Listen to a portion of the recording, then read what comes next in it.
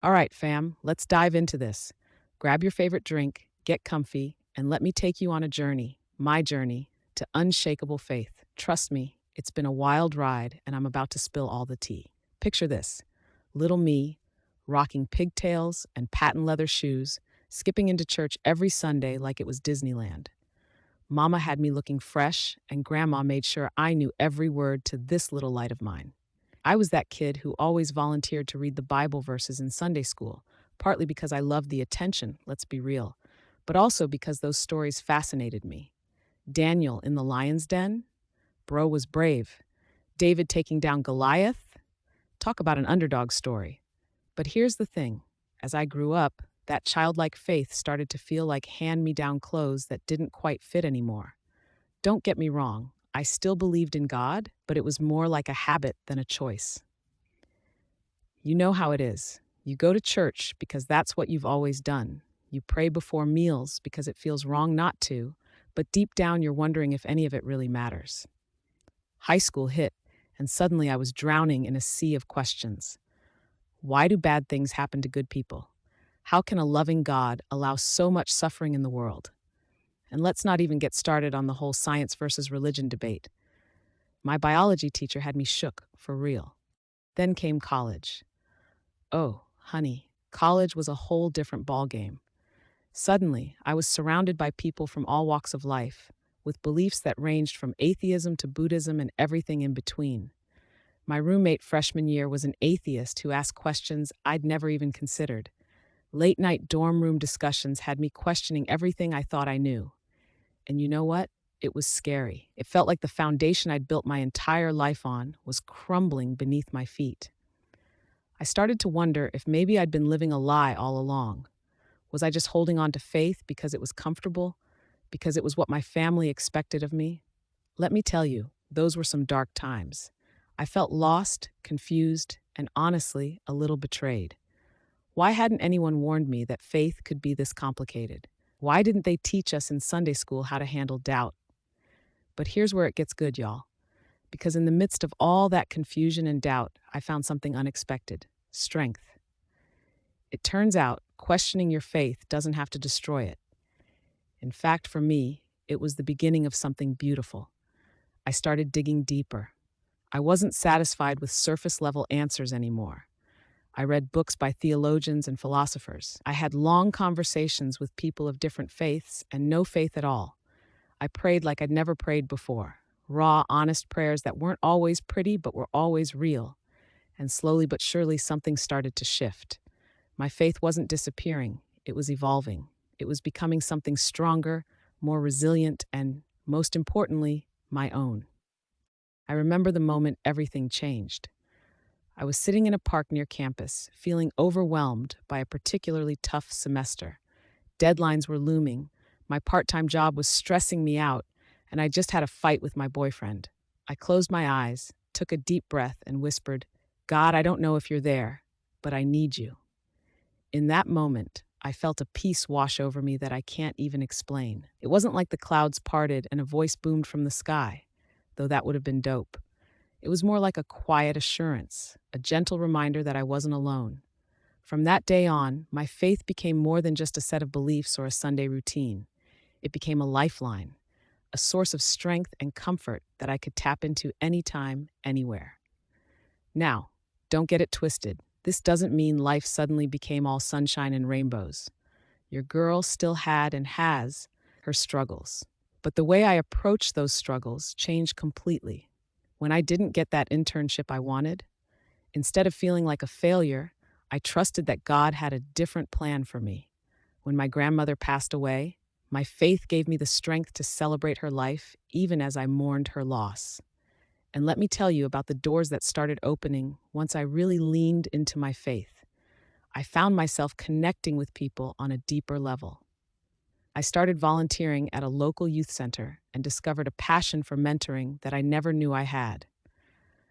My relationships improved because I was approaching them with more love and understanding. But here's the real glow up: I started loving myself more. Not in a conceited way, but in a fearfully and wonderfully made way, you know? I stopped comparing myself to others on social media. I started appreciating my body for what it could do rather than how it looked. I began to see my quirks and flaws as part of what made me uniquely me. Now, I'm not saying faith is a magic wand that makes all your problems disappear. It's not about praying for a new car or a promotion and expecting it to fall from the sky, though if that works for you, do your thing. It's about finding purpose, peace, and strength even when life gets messy. And let's be real, life gets messy a lot, especially for us millennials. We're out here trying to build careers, navigate relationships, fight for social justice, and somehow still find time for self care. It's a lot, but I've found that having a strong foundation of faith makes all of that not just manageable, but meaningful. That's why I decided to write this book, because I look around and see so many of my peers struggling with the same questions and doubts I had. I see people hungry for something more, something deeper than what the world is offering. This book isn't about preaching at you or giving you a list of do's and don'ts. It's about sharing what I've learned on my journey and hopefully giving you some tools to strengthen your own faith, whatever that looks like for you. We're going to talk about how faith intersects with every area of our lives, from our mental health to our money, from our relationships to our social media presence. We'll explore how to keep the faith when life throws shade your way, and how to use your faith as a catalyst for positive change in the world. I'm going to share stories, mine and others, that will make you laugh, maybe make you cry, and hopefully inspire you to see the power of faith in a whole new way. So whether you're a lifelong believer, someone who's questioning everything, or somewhere in between, this book is for you. Consider it a heart-to-heart with your big sis in faith. Are you ready to unleash the power of belief in your life? Are you ready to see how faith can be your superpower in this crazy, beautiful, challenging world we're living in? Then let's do this, fam. Turn the page, open your heart, and get ready for a journey that just might change everything. Your best, faith-filled life is waiting. All right, squad, let's jump into Chapter 1, What Faith Really Means in 2024. Buckle up because we're about to flip the script on everything you thought you knew about faith. Chapter 1, What Faith Really Means in 2024. Listen, when I say faith, what pops into your head? Is it your grandma's church hat collection? Those old school hymns that go on for days? Or maybe it's that preacher on TV asking for your last dollar to secure your blessing. Well, fam, it's time to hit refresh on that browser. Because faith in 2024, it's a whole new ballgame. First things first, let's break down some of these crusty old stereotypes. You know the ones I'm talking about. Faith is just for old people. Nah, sis, your girl is out here in her 20s, rocking my faith like it's the hottest new trend. Because it is. Faith means you can't have fun. Please. I'm living my best life, and my faith is the VIP pass that gets me into the party. Faith is anti-science. Wrong again. We're about to dive into how faith and science can be besties. Faith is just about going to church on Sundays. That's like saying being a foodie is just about eating on Thanksgiving. It's so much more than that. Now that we've cleared the air, let's talk about what faith really means in our world today. Faith isn't just a set of beliefs you inherit from your parents or a box you check on a form. It's not about blindly following rules or judging others who don't fit your mold. Nah, faith in 2024 is a lifestyle, a mindset, a way of moving through the world that affects everything you do. Think of faith like the ultimate life hack. It's the cheat code that helps you navigate this crazy game called life. When you're stressed about that job interview, faith whispers, "You got this." When your DMs are drier than the Sahara, faith reminds you that your worth isn't determined by your relationship status. But here's the real tea. Faith in 2024 is active. It's not about sitting back and waiting for God to do everything for you. It's about partnering with the divine to create the life you want and make the world a little bit better. Let me break it down for you. Faith is a choice. Every single day, you choose to believe, to trust, to hope. It's not always easy, but it's always worth it. Faith is personal. Your journey isn't going to look like mine or anyone else's, and that's beautiful. Your relationship with God is unique, just like you. Faith is practical. We're not just talking about spiritual feels here. Faith should impact how you handle your money, how you treat your body, how you approach your career. Faith is inclusive. Gone are the days when faith meant judging others or excluding people who are different. Real faith in 2024 is about love, acceptance, and bringing people together. Faith is evolving. As we learn and grow, our understanding of faith grows too. And that's okay. In fact, it's necessary. Now let's talk about how faith intersects with modern life and culture. Because let's be real, the world we're living in is wild. Social media has us constantly comparing ourselves to others. The 24-hour news cycle can make it feel like the world is falling apart. We're dealing with issues our grandparents never even dreamed of: climate change, artificial intelligence, gender identity. So, how does faith fit into all of this? Well, for starters, faith gives us a foundation when everything else feels shaky. When you're scrolling through Instagram feeling like everyone's life is better than yours, faith reminds you that you're exactly where you're supposed to be. When the news has you feeling hopeless, faith whispers that there's still good in the world and that you can be part of it. Faith in 2024 is also about asking the tough questions. It's not about turning off your brain or ignoring the problems in the world. It's about engaging with those issues from a place of love, hope, and a desire for justice. For example, let's talk about how faith intersects with social justice. In 2024, faith isn't just about praying for a better world. It's about getting out there and creating one. It's about standing up for what's right, even when it's hard. It's about seeing the divine in every person, regardless of their race, gender, sexuality, or background. And can we talk about faith and mental health for a sec? Because this is huge. In 2024, we're finally breaking down the stigma around mental health in faith communities. We're recognizing that sometimes pray about it isn't enough, and that's okay. Faith can work hand in hand with therapy, medication, and other mental health tools to help us live our best lives. Now, I know some of y'all might be thinking, but what about science? Isn't faith anti-science? Let me stop you right there. Faith and science are not enemies. In fact, they can be powerful allies. Faith in 2024 isn't about denying scientific facts. It's about recognizing that science and faith are two different ways of understanding the world, and both have value. Science tells us how the world works. Faith tells us why it matters. Science gives us knowledge. Faith gives us wisdom. For example, science can tell us about the intricate processes that allow a seed to grow into a tree. Faith helps us see the miracle in that process and inspires us to be good stewards of the earth. Let's talk about faith in the digital age for a minute. Because let's be real, a lot of our lives happen online these days. Faith in 2024 means being intentional about how we use technology. It means creating digital spaces that uplift and inspire. It means using our platforms, whether we have 10 followers or 10 million, to spread light and love. But it also means knowing when to unplug. Faith reminds us that our worth isn't determined by our likes or followers.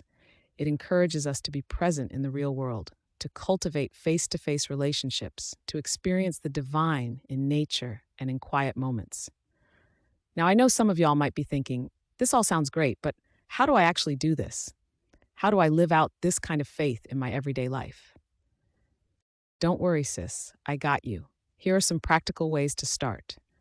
Start your day with intention. Whether it's prayer, meditation, or just a moment of gratitude, set the tone for your day. Look for the divine in the everyday. That sunset? Divine. The kindness of a stranger? Divine. Your ability to overcome challenges? Definitely divine. Practice radical love and acceptance of others and yourself. This is what faith in action looks like. Get involved in your community. Find ways to serve others and make a difference. Keep learning and growing. Read books, listen to podcasts, have conversations with people who challenge you. Create rituals that are meaningful to you. Maybe it's lighting a candle when you pray, or taking a weekly nature walk to connect with the divine. Find your tribe. Surround yourself with people who support your faith journey and challenge you to grow. Remember, faith in 2024 isn't about being perfect. It's about progress, not perfection. It's about getting up when you fall, about choosing hope even when things look bleak, about seeing the best in yourself and others. So fam, As we wrap up this chapter, I want you to take a moment and think about what faith means to you. How can you start living out this dynamic, active faith in your everyday life? How can you use your faith as a force for good in the world? Because here's the truth: faith in 2024 isn't just about believing in something bigger than yourself, it's about becoming the best version of yourself and helping create a better world for everyone. It's about love, justice, growth, and hope. Are you ready to embrace this new understanding of faith? Are you ready to let your light shine in a world that desperately needs it? Then let's go, fam. The world is waiting for you to show up with your full, faith filled self. Let's make it happen.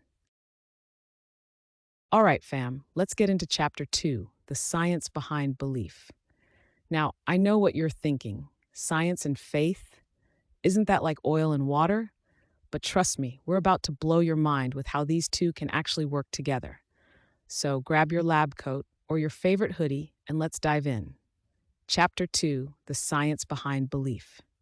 Listen up, because we're about to drop some knowledge that's going to change the game. You know how your grandma always said that faith can move mountains?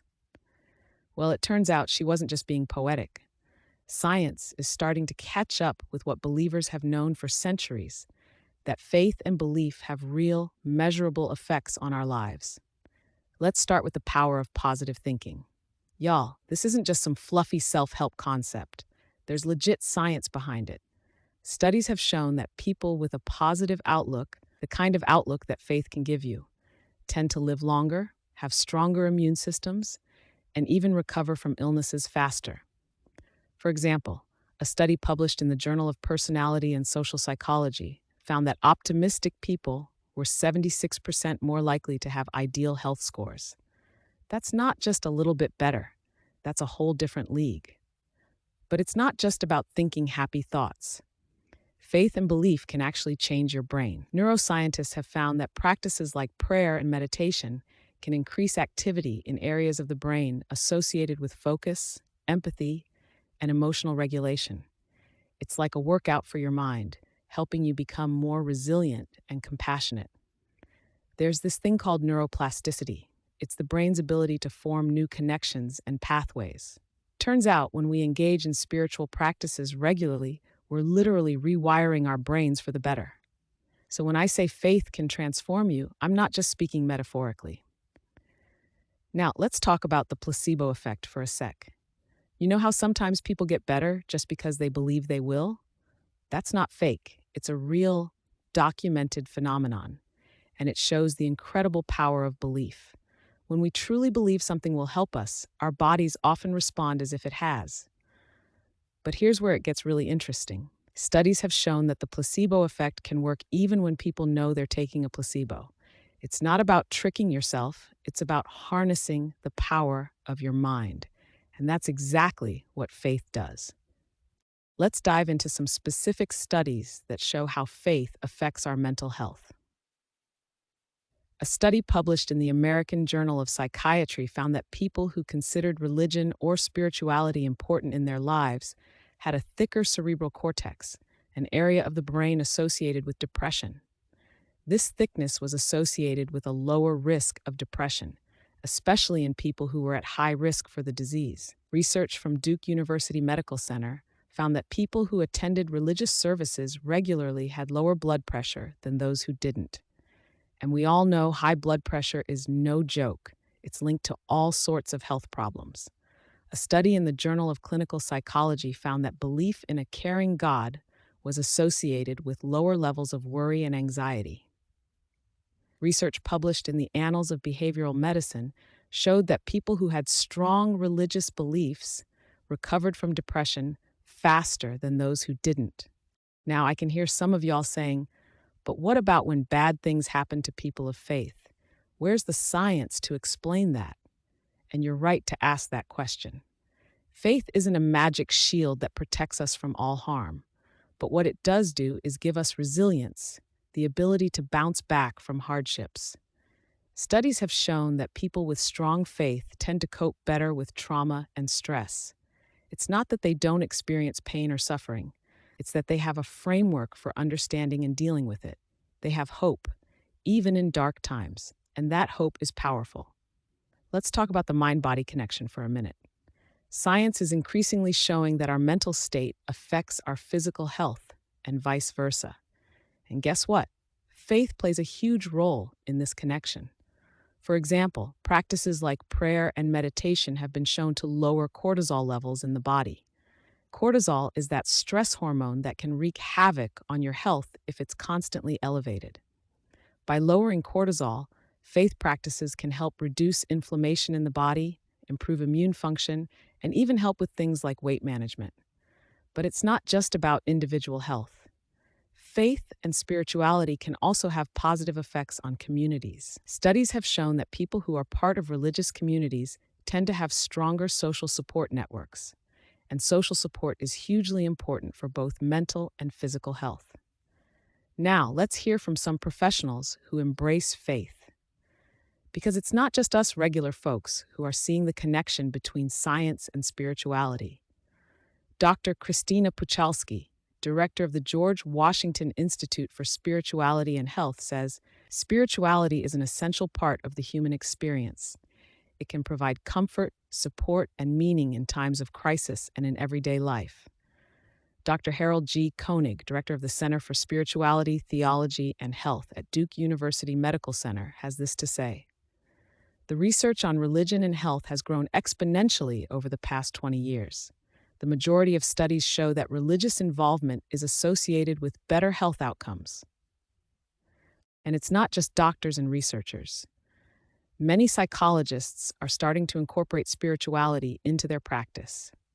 Dr. Lisa Miller, professor of psychology and education at Columbia University, argues that spirituality is a vital part of human development and mental health. But here's the thing. It's not about replacing traditional medical or psychological treatments with faith. It's about integrating faith into a holistic approach to health and well-being.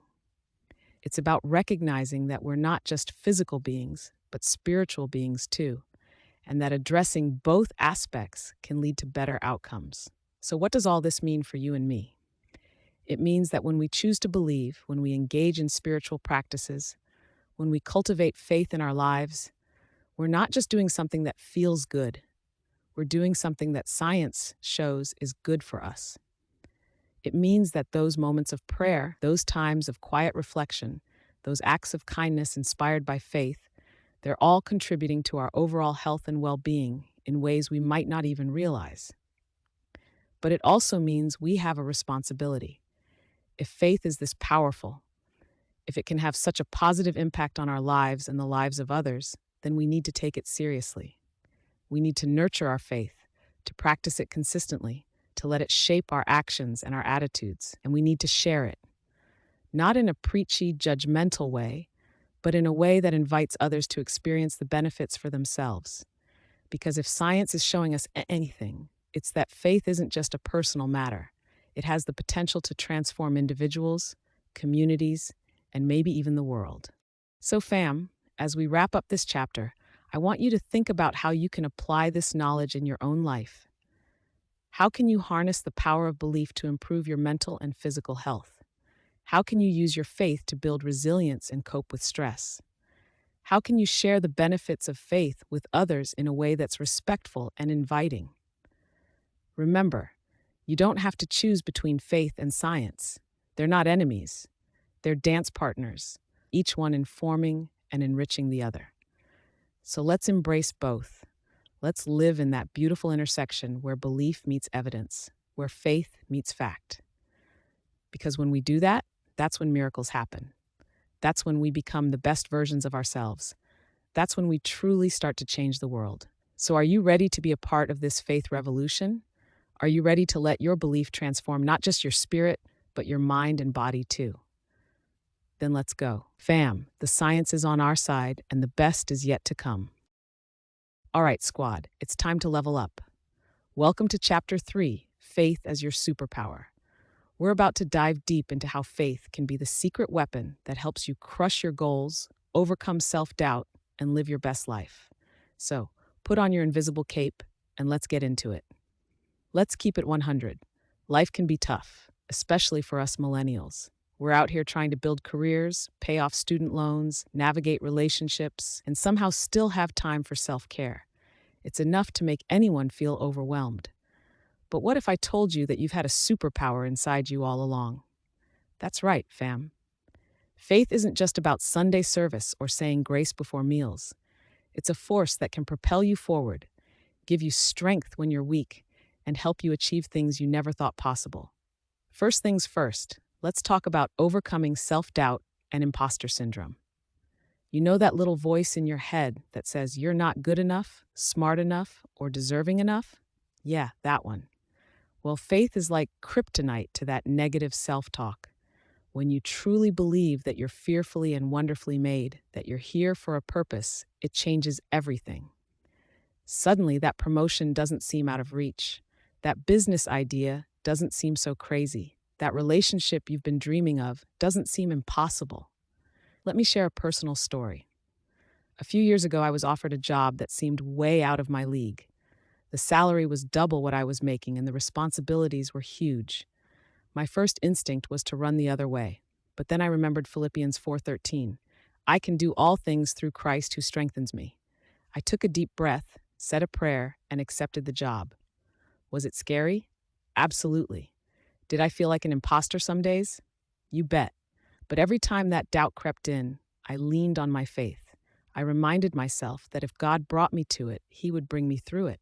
And you know what? Not only did I survive in that job, I thrived. I discovered strengths I didn't know I had, made connections that changed my life, and grew in ways I never imagined. All because I had faith in something bigger than my own doubts. Now let's talk about using faith to crush your goals. See, when you have faith, you're not just relying on your own strength. You're tapping into a power that's infinitely greater than yourself. It's like having the ultimate hype man in your corner, cheering you on 24/7. But here's the thing. Faith isn't about sitting back and waiting for miracles to happen. It's about partnering with the divine to make things happen. It's about doing the work, putting in the effort, and trusting that your labor isn't in vain. Here are some practical ways to use faith to achieve your goals. Vision boarding with a spiritual twist. Create a vision board of your goals, but include Bible verses or spiritual quotes that align with each goal. This keeps your aspirations grounded in faith. Faith-fueled affirmations. Start your day with positive affirmations rooted in your beliefs. Instead of just saying, I am successful, try, I am successful because God's favor is upon me. Pray and plan. Combine prayer with practical planning. Ask for guidance, then sit down and map out the steps you need to take. Gratitude practice.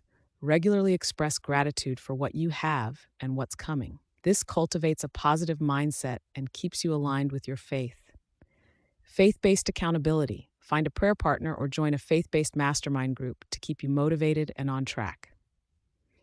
Now let's talk about some young believers who are out here doing big things. Because if you think faith is just for little old ladies in church hats, you're missing out on a whole generation of faith-powered movers and shakers. Take Lecrae, for example. This Grammy-winning hip-hop artist has used his faith not just to fuel his music career, but to become a voice for social justice and community development. He's proof that you don't have to choose between your faith and your dreams. They can work together to create something powerful. Or how about Priscilla Shirer? She's an author, speaker, and actress who's inspiring millions of young women to live out their faith boldly. She's showing the world that you can be faithful and fabulous, spiritual and successful. And let's not forget about Chance the Rapper.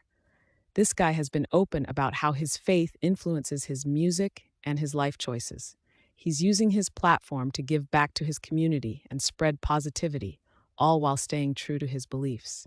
These are just a few examples of how faith can be a superpower in real life. They're living proof that when you combine talent, hard work, and unwavering faith, there's no limit to what you can achieve.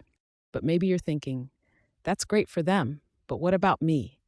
I'm not famous or super talented. Listen, sis, your faith is just as powerful as theirs. Your story might not make headlines, but it can change lives, starting with your own. Maybe your superpower moment is finding the strength to forgive someone who hurt you. or having the courage to start that side hustle you've been dreaming about, or simply getting out of bed and facing the day when depression is trying to keep you down. These might seem small, but they're not. They're everyday miracles, powered by your faith, and they add up to a life transformed. Now let's address the elephant in the room. What about when things don't go as planned? What about when you have faith, but you still face setbacks or failures? This is where the real superpower of faith comes in, because faith isn't just about believing everything will always go your way. It's about trusting that even when things don't go as planned, there's still purpose in your path. Faith gives you resilience. It helps you see setbacks not as dead ends, but as detours. It reminds you that your worth isn't determined by your successes or failures, but by something much deeper and more constant. When you have faith as your superpower, you can face challenges with courage. You can pick yourself up after a fall, dust yourself off, and keep moving forward, because you know that your story isn't over. It's just taking an unexpected turn. So, how do you activate this superpower in your daily life? Here are some tips. Start your day with a faith-fueled mindset. Before you check your phone or turn on the news, take a moment to connect with your faith. Whether it's prayer, meditation, or reading an inspirational text, set the tone for your day. Reframe challenges through the lens of faith. When you face obstacles, ask yourself, what can I learn from this? How can this make me stronger? Surround yourself with faith-filled people. Jim Rohn said, you're the average of the 5 people you spend the most time with. Make sure some of those people are strong in their faith and can encourage you in yours. Practice faith-based self-care. Take care of your spirit as much as you take care of your body. Make time for activities that nourish your soul. Use your faith to serve others. One of the best ways to strengthen your faith is to put it into action. Look for ways to use your talents and resources to help others. Remember, fam, your faith is not just a part of who you are. It's your secret weapon, your hidden strength, your superpower. It's the force that can help you overcome self-doubt, achieve your wildest dreams, and become the person you were always meant to be. So are you ready to unleash your faith superpower? Are you ready to step into the fullness of who you were created to be? Are you ready to show the world what's possible when you combine hustle with holy? Then let's do this. Put on your invisible cape, tap into that divine strength, and get ready to soar. Because with faith as your superpower, there's no limit to how high you can fly. All right, fam, it's time to get real. Welcome to Chapter 4, When Life Throws Shade, Keeping the Faith in Tough Times. We've been talking about the power of faith, but now we're going to dive into how to hold on to that faith when life gets messy. So grab a tissue, just in case, take a deep breath, and let's get into it. Let's be honest, life isn't always Instagram perfect. Sometimes it feels more like a dumpster fire than a highlight reel. We're talking about those moments when your heart is broken, your dreams are shattered, or you're facing a loss that feels too heavy to bear. It's in these moments that our faith is truly tested. But here's the thing. It's also in these moments that our faith can become our strongest lifeline. First, let's talk about dealing with loss. Maybe you've lost a job, a relationship, or worst of all, a loved one. The pain can feel overwhelming, like you're drowning in an ocean of grief. I've been there, and I know it's not easy. When my grandmother passed away, it felt like the world had lost its color.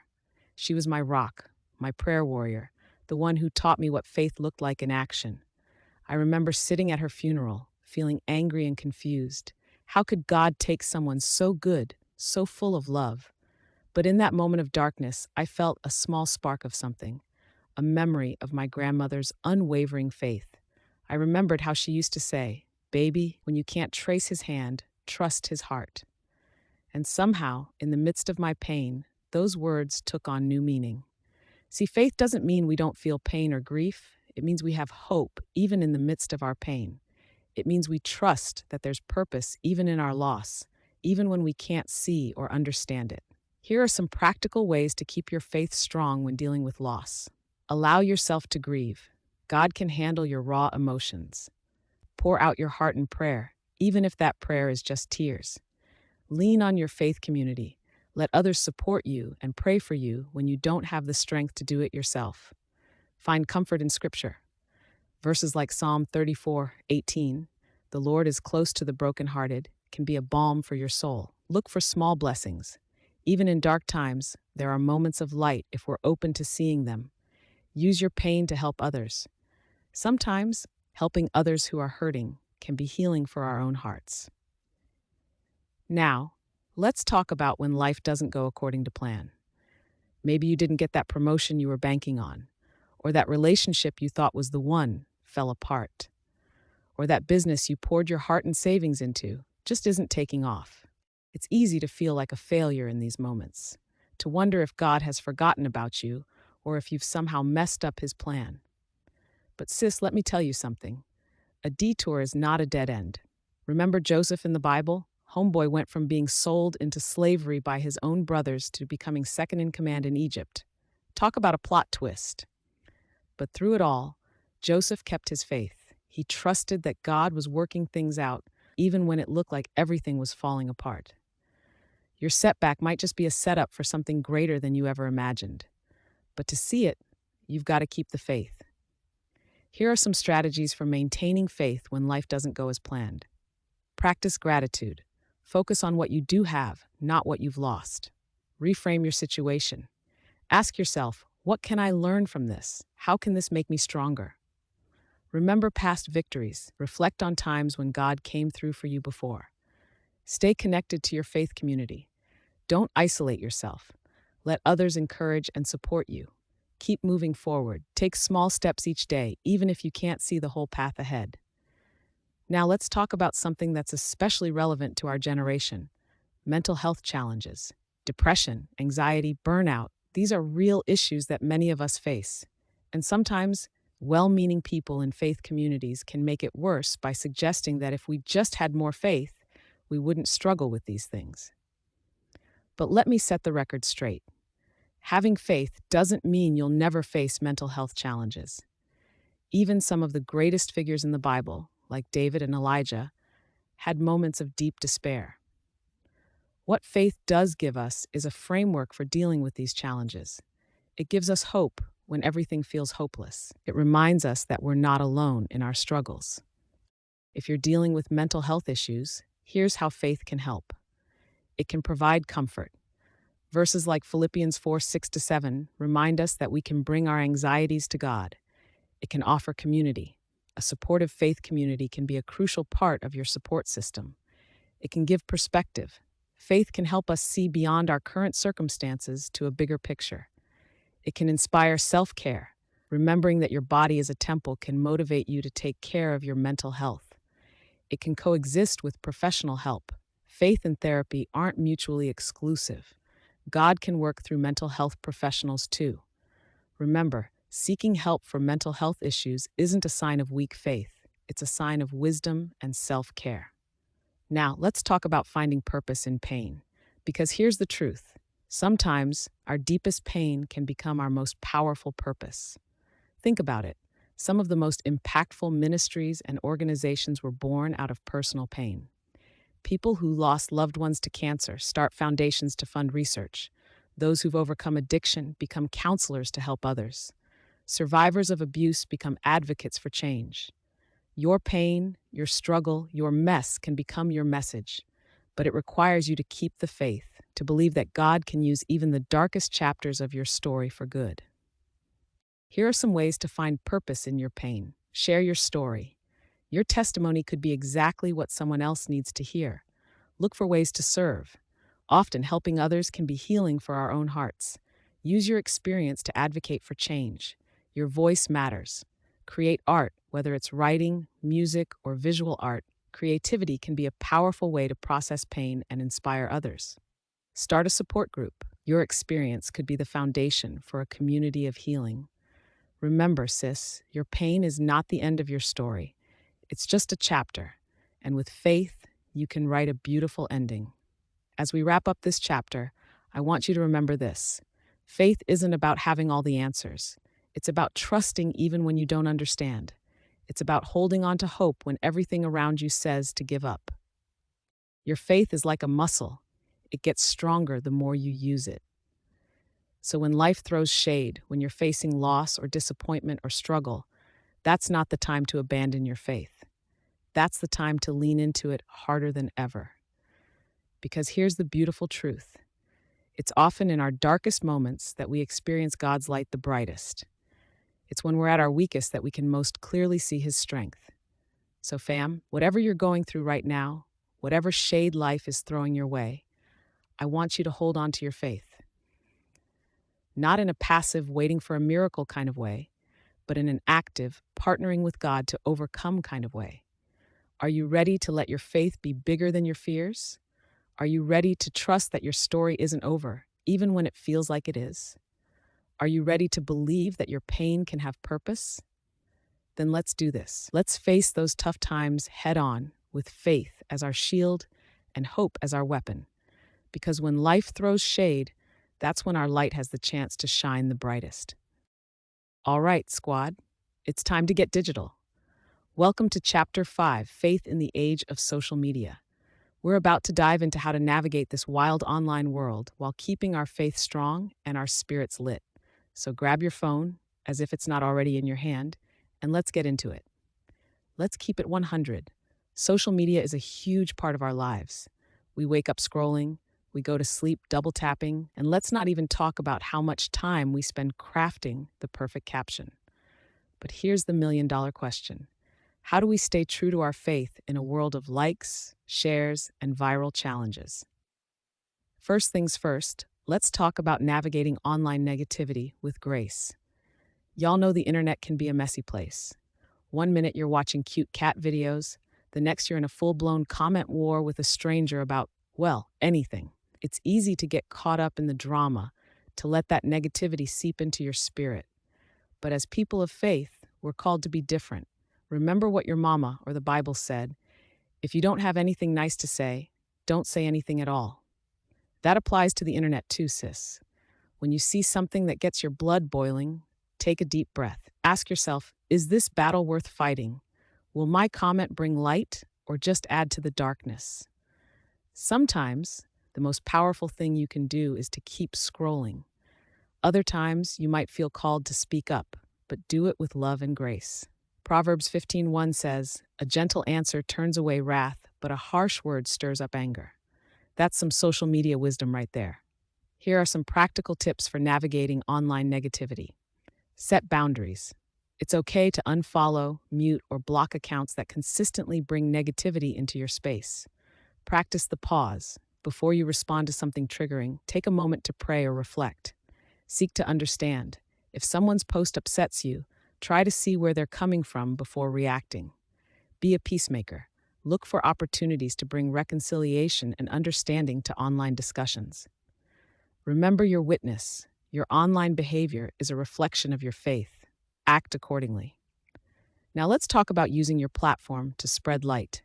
Because here's the thing: social media isn't just a place to share selfies and food pics, although keep those coming, sis. It's an incredible tool for spreading hope, encouragement, and yes, faith. You don't need a million followers to make a difference. Your authentic voice, your real-life struggles and victories, your journey of faith, that's powerful stuff. Someone out there needs to hear exactly what you have to say. Here are some ways to use your platform for good. Share your testimony. Be real about your struggles and how your faith has helped you overcome. Post uplifting content. Share Bible verses, inspirational quotes, or words of encouragement. Highlight good news. In a world full of negativity, be the one to share stories of hope and kindness. Use your skills. Whether you're into graphic design, writing, or video creation, use those talents to create faith-inspired content. Support others. Use your platform to amplify voices that are spreading positivity and faith. Remember, you don't have to be preachy or perfect. Just be authentically you, living out your faith in the digital world. Now, let's talk about building a digital faith community. Because let's face it, sometimes Sunday morning rolls around and you just can't make it to church. Maybe you're traveling, or you're not feeling well, or let's be real, maybe the bed is just too comfy. But that doesn't mean you can't connect with other believers. The internet has made it possible to build and be part of faith communities that extend far beyond our local church walls. From online Bible studies to prayer groups on WhatsApp, There are so many ways to stay connected and grow in your faith. Here are some ideas for building your digital faith community. Join online Bible study groups. Platforms like YouVersion have community features where you can study the Bible with others. Participate in faith-based Twitter chats or Instagram lives. Many Christian influencers and organizations host regular online discussions. Start a faith-focused group chat. Gather your friends for daily devotionals or prayer requests via text or WhatsApp. Attend virtual church services. Many churches now offer online streaming options. Create or join faith-based Facebook groups. These can be great places for discussion and support. But here's a word of caution. Digital community is great, but it shouldn't completely replace in-person connection. There's something powerful about worshiping together, praying together, and just being in the physical presence of other believers. So use digital community as a supplement, not a substitute. Now, let's address the elephant in the room: comparison. We've all been there. You're scrolling through Instagram and suddenly you feel like your life, your faith, your everything just doesn't measure up. That girl seems to have the perfect prayer life. That guy always has the most profound spiritual insights. And here you are, just trying to remember to say grace before meals. Listen, sis, comparison is the thief of joy. And it can be the thief of faith too if we're not careful. But here's the truth. Your journey is your journey. Your relationship with God is unique. You don't need to have the most aesthetic Bible study setup or the most eloquent prayers to be a person of faith. Here are some ways to combat comparison. Practice gratitude. Focus on what God has done in your life, not what He seems to be doing in others. Remember that social media is a highlight reel. People usually share their best moments, not their struggles.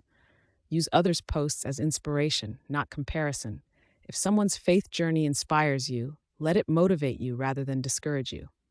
Take social media breaks. Sometimes the best thing you can do for your faith and your mental health is to log off for a while. Keep it real. Share your own struggles and doubts. Your vulnerability could be exactly what someone else needs to see. Now, let's talk about digital evangelism. Because guess what? The Great Commission didn't come with an "except on the internet" clause. In fact, social media has given us unprecedented opportunities to share our faith with people all over the world. But here's the key. It's not about shouting Bible verses into the void or arguing doctrine in comment sections. It's about living out your faith authentically online, being ready to share your story, and meeting people where they are. Here are some tips for digital evangelism. Share your story. People connect with personal experiences more than abstract concepts. Be relatable. Show how your faith intersects with real-life issues that people care about. Use visuals. A well-designed quote or a heartfelt video can be more impactful than a long text post. Engage in conversations. Don't just broadcast, but be willing to listen and dialogue with others. Pray for your followers. Ask God to use your online presence to touch lives. Remember, you might be the only Bible some people ever read. Make sure your online presence reflects the love, grace, and truth of Christ. As we wrap up this chapter, I want to leave you with this thought. Your online presence is an extension of your real-life witness. It's not separate from your faith, it's a part of it. So approach it with intention, with wisdom, and with love. Are you ready to be a digital disciple? Are you ready to use your tweets, posts, and stories to spread light in a sometimes dark online world? Are you ready to build a faith that's as strong online as it is offline? Then let's do this, fam. Let's show the world what it looks like to be people of faith in the digital age. Let's create an online culture of love, hope, and authenticity. Because in a world of filters and fake news, the realness of your faith could be exactly what someone needs to see in their feed today. All right, fam, it's time to get real about relationships. Welcome to Chapter 6, Relationship Goals, Faith Edition. We're about to dive deep into how faith shapes our love lives, friendships, and everything in between. So grab your favorite rom-com snack and let's get into it. Let's keep it 100. Relationships are complicated. Whether you're single and ready to mingle, in a serious relationship, or somewhere in between, navigating the world of love and connection can feel like trying to solve a Rubik's Cube blindfolded. But what if I told you that your faith could be the key to unlocking healthier, more fulfilling relationships? First, let's talk about finding a partner who shares your values. Now, I'm not saying you need to meet your soulmate in the church choir, although if you do, more power to you. But there's something to be said for being with someone who gets your faith journey. When I was in college, I dated this guy who was, let's just say, not on the same spiritual wavelength. He was a great guy, but every time I talked about my faith, he'd look at me like I was speaking in tongues. It was exhausting trying to explain why I wanted to pray before meals or why I couldn't hang out on Sunday mornings. Eventually, we both realized we were on different paths. That experience taught me the importance of being equally yoked. It's not about finding someone perfect or super religious. It's about finding someone who respects your faith, shares your core values, and is willing to grow spiritually with you. Here are some tips for finding a partner who shares your values. Be clear about your faith from the start. Don't hide your beliefs or downplay their importance in your life. Look beyond the Christian label. Just because someone calls themselves a Christian doesn't mean you're automatically compatible. Dig deeper into their beliefs and practices. Observe their actions, not just their words. Do they live out their faith in tangible ways? Be open to growth. Remember, you're looking for someone who's on a similar journey, not someone who's arrived at the destination. Pray about it. Ask God for guidance in your relationships. Trust that He has your best interests at heart. Now, let's talk about strengthening your relationship through shared belief. For those of you who are already in a relationship with a fellow believer, congratulations. But don't think you can just put your relationship on cruise control. A shared faith is a great foundation, but you've got to build on it. Here are some ways to strengthen your relationship through faith. Pray together. There's something powerful about joining in prayer with your partner. Study the Bible together. Pick a book of the Bible or a devotional to go through as a couple. Serve together. Find a ministry or volunteer opportunity you're both passionate about. Have spiritual check-ins. Regularly discuss your faith journeys, doubts, and growth. Attend church or small group together. Being part of a faith community can strengthen your bond. Remember, the goal isn't to be each other's Holy Spirit. It's to support and encourage each other's individual relationships with God while building a strong spiritual foundation for your relationship. Now let's address the elephant in the room. What about when you and your partner have differences in faith?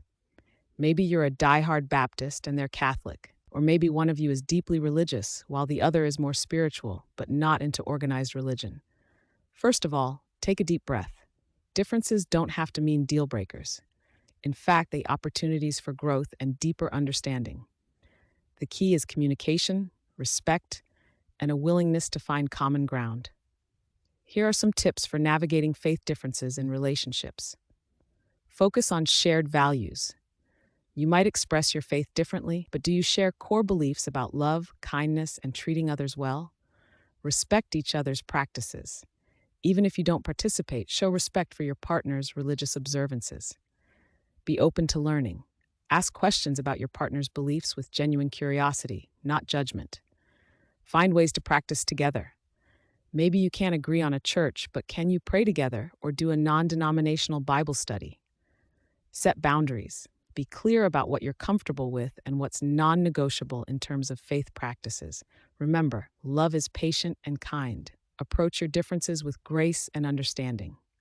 Now let's talk about something that's often swept under the rug in faith communities: sex and intimacy. Yeah, I said it, because here's the thing. God created sex, and He created it to be good. But He also gave us guidelines for a reason. If you're single, you might be wrestling with how to honor your faith while still dating in the 21st century. If you're in a relationship, you might be trying to figure out how to keep things spicy while staying within biblical boundaries. Here's some real talk about faith and intimacy. Know your boundaries. Decide what you're comfortable with before you're in the heat of the moment. Communicate clearly, whether you're saving yourself for marriage or you have different boundaries. Be upfront about it.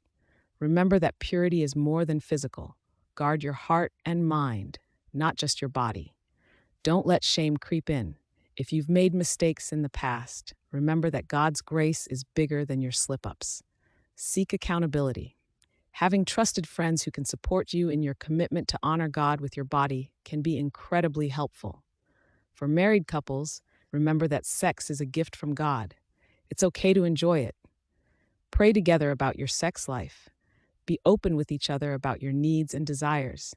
And if you're struggling, don't be afraid to seek help from a Christian counselor or sex therapist. Now, let's talk about friendships. Because romantic relationships aren't the only ones that matter in our faith journey. The Bible talks a lot about the importance of community, and your squad can have a huge impact on your spiritual growth. Here are some tips for building faith-filled friendships. Seek out like-minded believers. Join a small group at church or a Christian organization on campus. Be vulnerable. Share your struggles and doubts. Real friendship goes deeper than surface-level small talk. Encourage each other. Be each other's cheerleaders in faith and in life. Hold each other accountable. True friends will lovingly call you out when you're straying from your values. Pray for and with each other. There's something powerful about friends who will go to battle for you in prayer. Remember, iron sharpens iron. Surround yourself with friends who will challenge you to grow in your faith. As we wrap up this chapter, I want to leave you with this thought. Your relationships, romantic, platonic, and familial, are all opportunities to reflect God's love. They're not always easy, but they're always worth it. Are you ready to pursue relationships that honor God and help you grow? Are you ready to be vulnerable, to communicate openly, to love deeply? Are you ready to see your relationships as a reflection of your faith? Then let's do this, fam.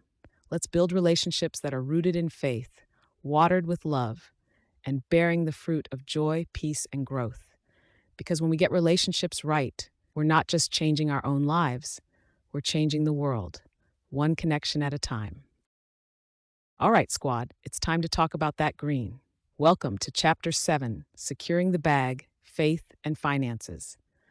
We're about to dive into how our faith intersects with our money moves. So grab your wallet and maybe a calculator, and let's get into it. Let's keep it 100. Money talks are often taboo in church, unless it's time for the offering plate. But y'all, we need to have this conversation, because how we handle our coins says a lot about our faith, and our faith has a lot to say about how we should handle our coins. First, let's break down some biblical principles for managing money. Now, I'm not talking about some name it and claim it prosperity gospel. I'm talking about solid scriptural wisdom that can help us be good stewards of what God has blessed us with. Stewardship. Everything we have is a gift from God, and we're called to manage it wisely. 1 Corinthians 4, verse 2. Contentment. It's not about how much you have, but being satisfied with what you have. 1 Timothy 6, 6-8. Generosity. We're blessed to be a blessing to others. Avoiding debt. The borrower is slave to the lender, so we should be cautious about debt. Proverbs 22, then. Planning for the future. It's wise to save and plan ahead. Proverbs 21:20. Now, I know what some of y'all are thinking. That's great, sis, but have you seen my student loan balance? How am I supposed to be generous when I'm living paycheck to paycheck? I feel you. Trust me, I've been there. But here's the thing. These principles aren't just for when we're rolling in dough. They're meant to guide us at every stage of our financial journey. Let's break it down with some practical tips. Budgeting with faith. Start by giving God the first fruits. Even if it's just a small amount, make tithing or giving a priority in your budget. Saving with purpose. Set up automatic transfers to your savings account, even if it's just $5 a week. Trust that small steps add up. Spending with wisdom. Before making a purchase, ask yourself, does this align with my values? Is this a want or a need? Investing in your future. Take advantage of employer-matched 401k programs if available. If not, look into Roth IRAs or other investment options. Giving with joy. Find causes you're passionate about and support them, whether with money, time, or skills. Remember, it's not about perfection, it's about progress.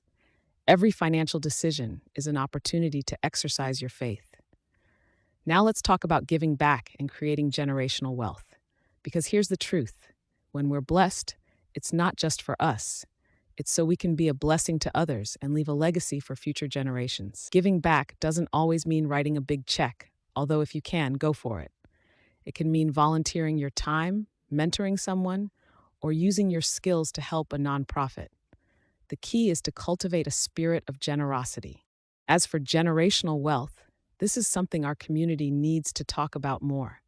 It's not just about leaving money to your kids. It's about breaking cycles of poverty, creating opportunities, and passing down financial wisdom. Here are some ways to start building generational wealth. Educate yourself about personal finance and share that knowledge with your family. Invest in assets that can appreciate over time, like real estate or stocks. Consider life insurance to provide for your family in case something happens to you. Start a family business that can be passed down. Teach your children or nieces and nephews about money management from an early age. Remember, building wealth isn't about greed. It's about creating resources that can be used to bless others and further God's kingdom. Now, let's hear from some young entrepreneurs who are letting their faith guide their finances. Because, y'all, there are some folks out there doing big things while keeping God at the center. Take Tiffany Cruikshank, for example.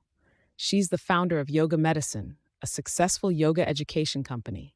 Tiffany says her faith influences her business decisions, from how she treats her employees to how she gives back to the community. Or look at Chance the Rapper.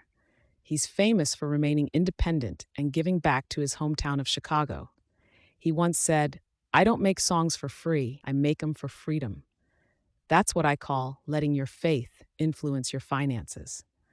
These are just a couple of examples, but there are so many believers out there using their financial blessings to make a difference.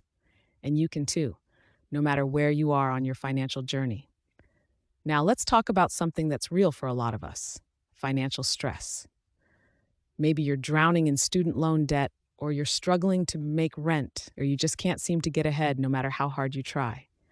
First of all, I want you to know that you're not alone. Financial stress is real, and it's okay to acknowledge that. But here's where faith comes in. We serve a God who is bigger than our bank accounts. Here are some ways to deal with financial stress through faith. Pray about your finances. Be honest with God about your worries and ask for wisdom. Practice gratitude. Focus on what you do have, not what you lack. Seek wise counsel. Don't be afraid to ask for help from financial advisors or mentors. Remember your worth. Your value isn't determined by your net worth. Take action. Combine faith with works by making a plan to improve your situation. Remember Philippians 4:18, "And my God will meet all your needs according to the riches of his glory in Christ Jesus." Trust in that promise, even when things look bleak. As we wrap up this chapter, I want to leave you with this thought. Your money is a tool. It's not inherently good or bad. It's all about how you use it. When you align your finances with your faith, you're not just securing the bag for yourself. You're creating a legacy of generosity, wisdom, and impact. Are you ready to let your faith guide your finances? Are you ready to be a good steward of what God has given you? Are you ready to use your resources to bless others and further God's kingdom? Then let's do this, fam. Let's create a new narrative about faith and finances in our community. Let's show the world that we can be savvy with our money and strong in our faith. Because when we get our money right and keep our hearts right, there's no limit to what God can do through us. All right, squad, it's time to get active. Welcome to Chapter 8, Faith Without Works is Dead, Activism and Social Justice.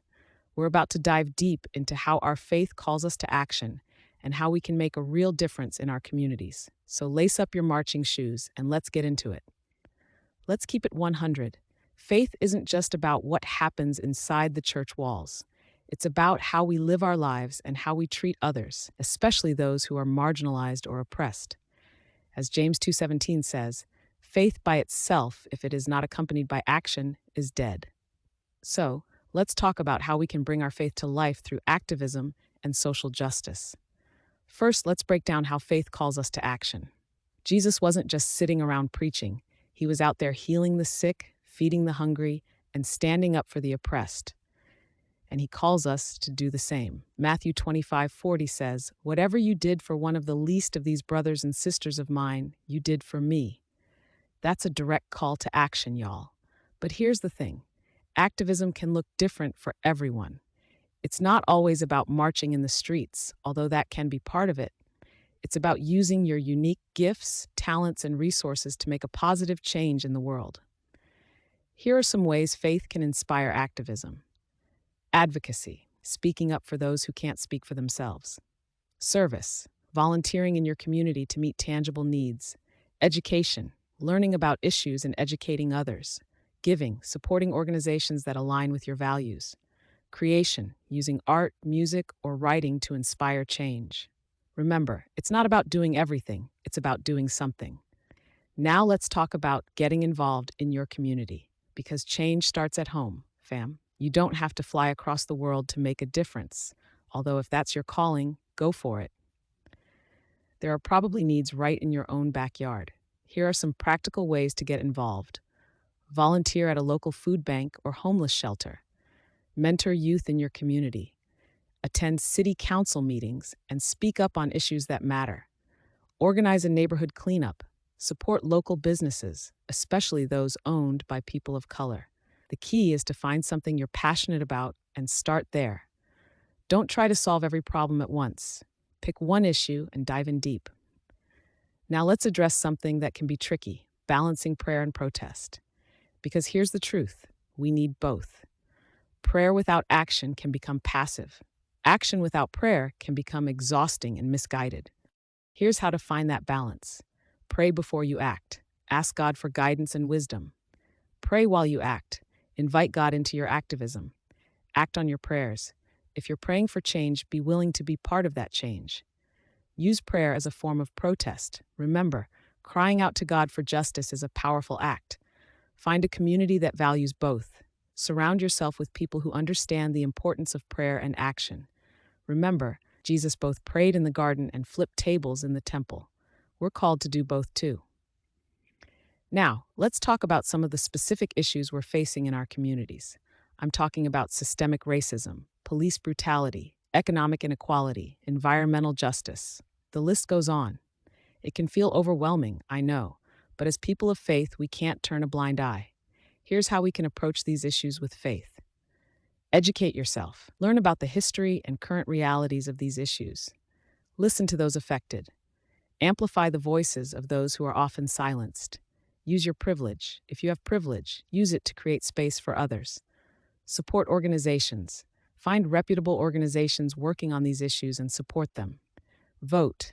Exercise your right to vote for policies and leaders that align with your values. Remember, Jesus wasn't afraid to challenge unjust systems. Neither should we be. Now, let's hear from some young activists who are letting their faith guide their fight for justice. Because y'all, there are some folks out there doing amazing things in the name of Christ. Take Michelle Higgins, for example. She's a pastor and activist who's been on the front lines of the Black Lives Matter movement. She says her faith isn't separate from her activism. It's the very thing that drives her to fight for justice. Or look at Malala Yousafzai. While she's not Christian, her Muslim faith has been a driving force in her fight for girls' education. She once said, "One child, one teacher, one book, and one pen can change the world." That's the power of faith-driven activism. These are just a couple of examples, but there are so many believers out there using their faith to fight for justice. And you can too. Now let's talk about something that's real for a lot of us: burnout. When you're fighting against big, systemic issues, it's easy to get discouraged. You might feel you're not making a difference, or like the problems are too big to solve. First of all, I want you to know that your efforts matter. Every act of kindness, every stand for justice, every prayer for change, it all adds up. But it's also important to take care of yourself. Here are some ways to avoid activist burnout. Practice self-care. Take time to rest and recharge. Celebrate small victories. Don't overlook the progress you're making. Stay connected to your why. Remember what inspired you to get involved in the first place. Set boundaries. It's okay to say no sometimes. Stay rooted in your faith. Let God's strength be your strength. Remember Isaiah 40:31. But those who hope in the Lord will renew their strength. They will soar on wings like eagles. They will run and not grow weary. They will walk and not be faint. As we wrap up this chapter, I want to leave you with this thought. Your faith and your activism aren't separate things. They're two sides of the same coin. When we truly understand the love of God, it should compel us to love others in tangible, active ways. Are you ready to let your faith fuel your fight for justice? Are you ready to be the hands and feet of Jesus in a world that desperately needs healing? Are you ready to turn your prayers into action? Then let's do this, fam. Let's show the world what faith in action looks like. Let's be the change we want to see. Because when we combine the power of faith with the passion for justice, there's no limit to the impact we can make. We're not just changing lives, we're changing the world. All right, fam, let's dive into the final chapter. Welcome to Chapter 9, Self-Care is Spiritual, Nurturing Your Mind, Body, and Soul. We're about to explore how taking care of yourself is not just important, it's a spiritual practice. So grab your favorite self-care item and let's get into it. Chapter 9, Self-Care is Spiritual, Nurturing Your Mind, Body, and Soul. Let's keep it 100. In this fast-paced, always-on world, self-care often gets pushed to the back burner. But here's the truth. Taking care of yourself isn't selfish, it's sacred. As 1 Corinthians 6:19-20 reminds us, our bodies are temples of the Holy Spirit. So let's talk about how we can honor God by taking care of ourselves. First, let's break down what spiritual self-care really means. It's not just about bubble baths and face masks, although those can be part of it. Spiritual self-care is about nurturing your connection with God, with yourself, and with others. It's about creating space in your life for growth, reflection, and renewal. Here are some key aspects of spiritual self-care. Prayer and meditation, spending quiet time with God. Rest, honoring the Sabbath and getting enough sleep. Physical health, treating your body as the temple it is. Mental health, addressing your emotional and psychological needs. Community, surrounding yourself with supportive, like-minded people. Remember, self-care isn't one size fits all. What works for your bestie might not work for you, and that's okay. Now let's talk about developing a personal prayer and meditation practice. This is the foundation of spiritual self-care. It's about creating intentional time to connect with God and listen for His voice. Here are some ways to develop your prayer and meditation practice. Start small. Even 5 minutes a day can make a difference. Create a sacred space. Designate a specific area for your quiet time. Use guided meditations. There are great Christian meditation apps available. Try journaling. Write out your prayers or reflections. Incorporate scripture. Meditate on a verse or passage each day. Remember, prayer isn't about perfection, it's about presence. God just wants to spend time with you. Now let's address faith-based approaches to mental and physical health. Because here's the thing, God cares about your whole being, not just your spirit. For mental health, seek professional help when needed. Therapy isn't a lack of faith, it's a tool God can use. Practice gratitude. Focus on your blessings daily. Engage in positive self-talk. Speak to yourself the way God speaks about you. Set boundaries. It's okay to say no to protect your peace. Connect with others. Share your struggles with trusted friends or a support group.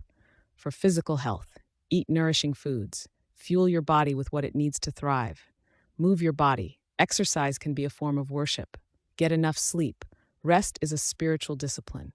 Regular checkups. Take preventative measures to stay healthy. Limit harmful substances. Honor your body by avoiding things that harm it. Remember, taking care of your mental and physical health is an act of stewardship. You're caring for what God has entrusted to you. Now let's talk about creating sacred spaces in your everyday life.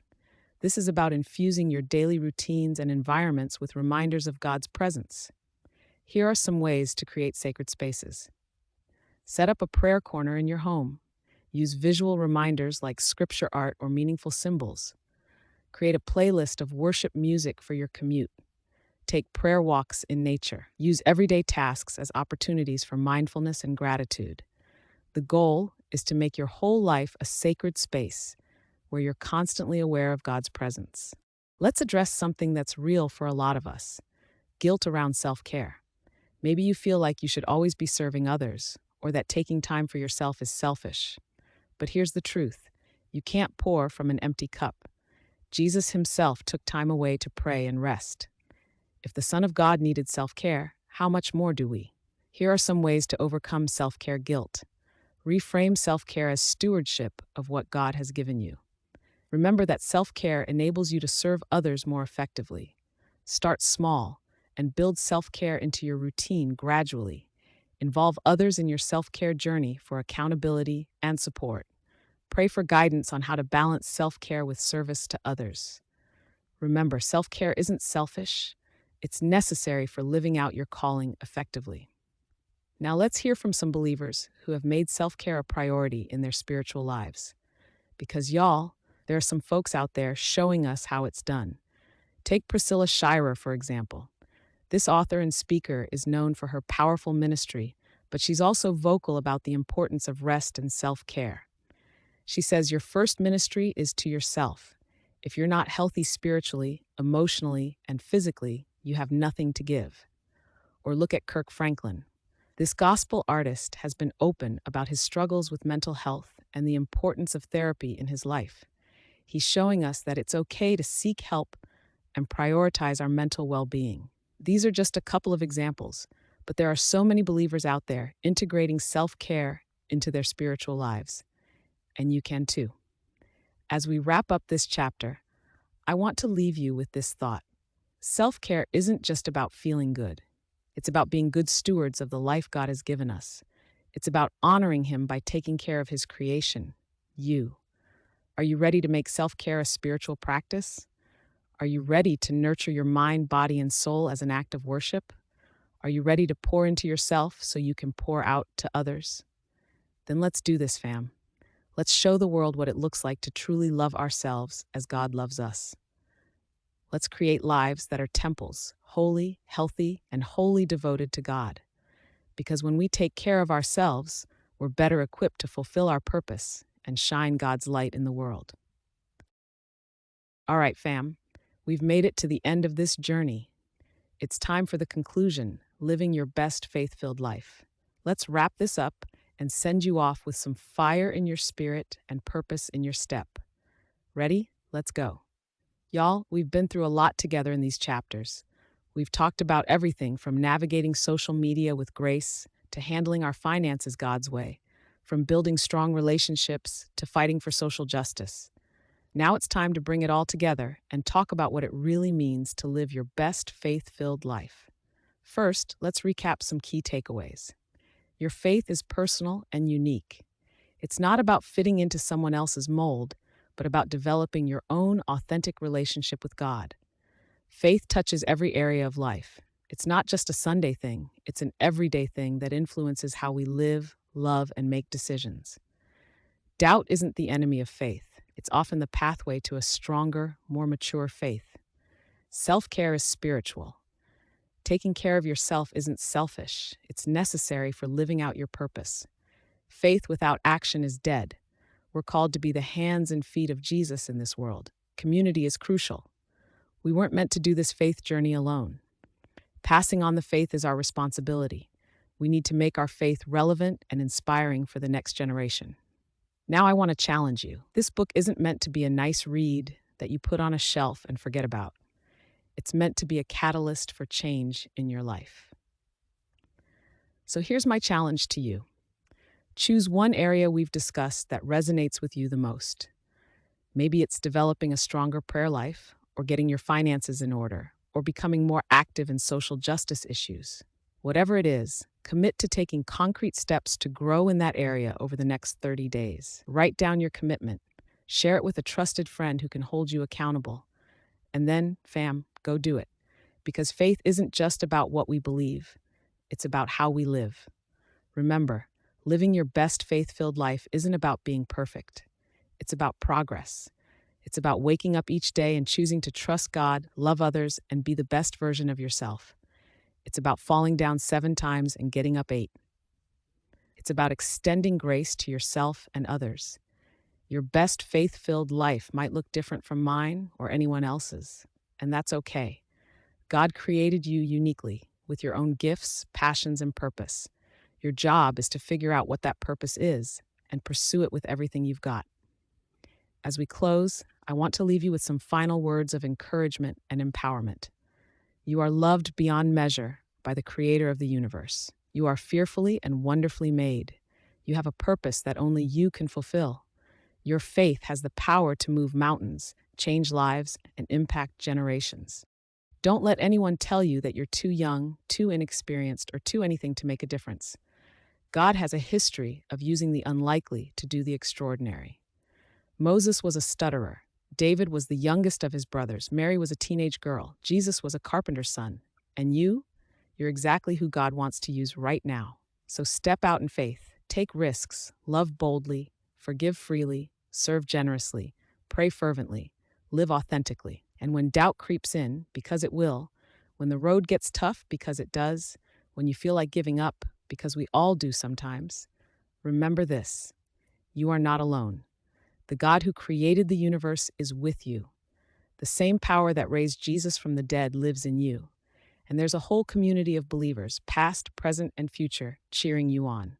Fam, it's time. Time to stop playing small. Time to stop letting fear hold you back. Time to stop waiting for someone else to do what God has called you to do. It's time to live your best, faith-filled life. Are you ready? Are you ready to let your light shine so bright that the whole world can't help but see the love of God through you? Are you ready to be a world changer, a history maker, a faith walker? Then let's do this. The world is waiting for you to show up in all your faith-filled glory. So go out there and live a life that makes heaven rejoice and hell tremble. Because when you live your best faith-filled life, you're not just changing your own story. You're partnering with God to change the world. Remember, you've got this. Not because you're so great, although you are pretty amazing, but because the God who lives in you is greater than anything you'll face in this world. So go forth and conquer, my friend. Your best faith-filled life is waiting for you. Let's get it.